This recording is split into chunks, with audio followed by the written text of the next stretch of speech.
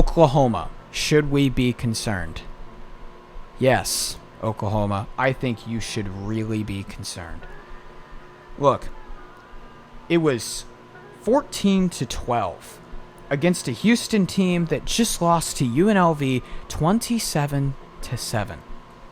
This is not a good defense that Houston has. Against Temple, Jackson Arnold had 174 yards on 32 attempts, 5.4 yards pass attempt. It's not explosive. That is not explosive at all. And I talked about it and said, hey, Oklahoma blew out Temple, but just a little stat that I don't want to brush under the radar. Jackson Arnold just averaged 5.4 yards a pass attempt. The explosive plays through the air weren't quite there like I expected it to be. So I said, oh, well, it's week one. It's his second career start. Water under the bridge. Let's wait and see against Houston. 17 of 25, 141 yards, 5.6 yards a pass attempt. Second half, the offense looked lifeless against a team that just gave up 27 points to UNLV.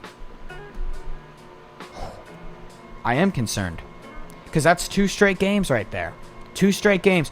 And with Oklahoma, them getting Deion Burks, Nick Anderson, near led the SEC or Big 12 in yards per catch last year with 21 as a freshman. I thought explosive plays were going to be an easy calling card for Oklahoma, and they haven't been there. And their one of their offensive touchdowns was because of a muffed punt. They got good field position. And their secondary, Oklahoma had some struggles in their defense last year. But under Venables, they returned the most defensive production in the entire SEC. Over 80% of their production, according to Bill Connolly's SB+. Shout out Bill Connolly. Donovan Smith went 24 of 28 for 260 yards. They outgained Oklahoma by 70 yards. What? This is a team that just lost to UNLV. Blown out definitively by UNLV. They had less first downs. Oklahoma had 70 rushing yards on 2.6 yards a carry. So not only was the passing game struggling, the rushing game was struggling. And remember, and Oklahoma's running game last week was great. And so it could be just a 1-week thing. And the reality is, Houston had a great intermediate passing game going. Oklahoma couldn't stop it. Houston outgained them. Oklahoma got a little bit lucky because they got a muff punt. OU's front seven, honestly, they look great.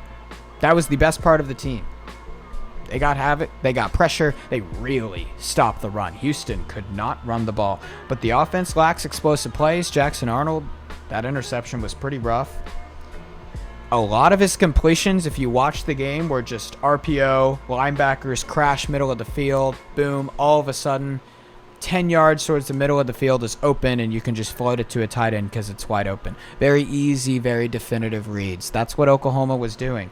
But in terms of beating them deep down the field, it wasn't there. I mean, when Jackson Arnold tried it, he threw it right into double coverage, and it was a clear pick. Sort of looked like Riley Leonard's interception. So, you know what? Oklahoma, yeah, I'm concerned. They fell to 35th in my model. Model is not high on OU.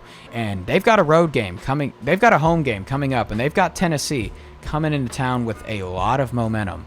If Oklahoma doesn't turn around their issues, man, that could get ugly. I mentioned coming into the year that Oklahoma had a really high ceiling and a really low floor. They're playing at their floor right now because the ceiling is there. The talent is there. The coaching is there. It's all there. Just haven't seen it just yet. And